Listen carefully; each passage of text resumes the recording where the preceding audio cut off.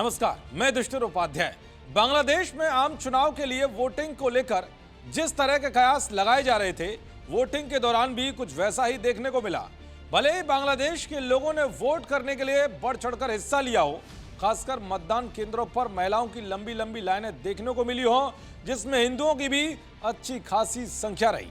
लेकिन इसी बीच जो कुछ भी हुआ, वो सवाल खड़े कर रहा है कि क्या नई सरकार बनने के बाद भी बांग्लादेश नफरत की आग में जलता रहेगा?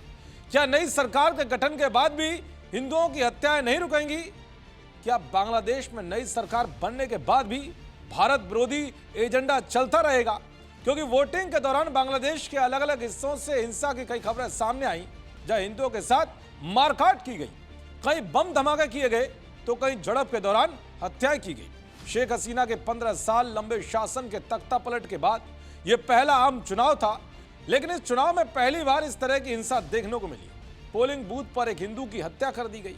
हिंदू की निर्मम हत्या बता रही है कि बांग्लादेश चुनाव में मतदान के दौरान जब अल्पसंख्यकों की सुरक्षा नहीं हो पा रही, तो यहां उनका भविष्य कैसा होगा? पहले ही बांग्लादेश में पिछले 1 साल में जिस तरह से हिंदुओं पर अत्याचार हुए हैं, वो डराने वाले हैं।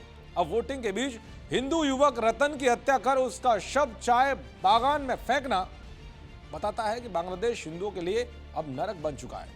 पिछले कुछ महीनों के अंदर ऐसी कई घटनाएं सामने आई हैं, जिसमें हिंदुओं को मार मार कर जिंदा जला दिया गया।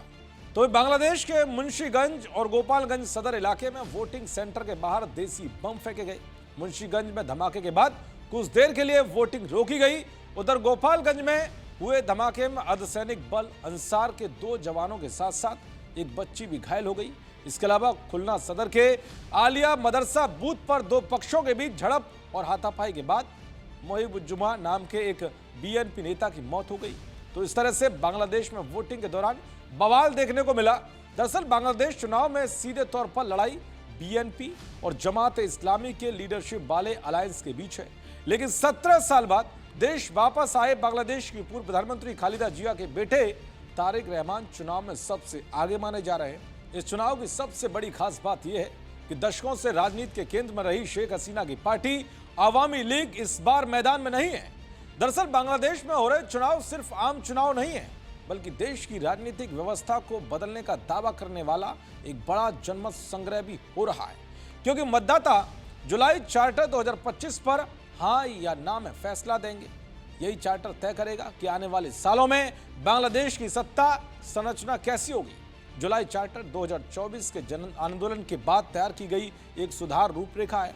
इस आंदोलन के बाद अंतरिम सरकार बनी, जिसका नेतृत्व नोबेल पुरस्कार विजेता मोहम्मद यूनुस कर रहे हैं। सरकार का कहना है कि यह चार्टर भविष्य में किसी एक दल या नेता के हाथ में सत्ता का ज्यादा केंद्रीकरण रोकने के लिए लाया गया है। बांग्लादेश में इससे पहले 3 बार जनमत संग्रह हो चुका है। खैर अब देखना यह होगा कि बांग्लादेश में किसकी सरकार बनती है और वो सरकार भारत के साथ बिगड़ते रिश्तों को ठीक करने में कैसी भूमिका निभाती है, क्योंकि भारत ने इस बार पूरी चुनावी प्रक्रिया से दूरी बना ली है। देखते रहिए जी न्यूज़। नमस्कार।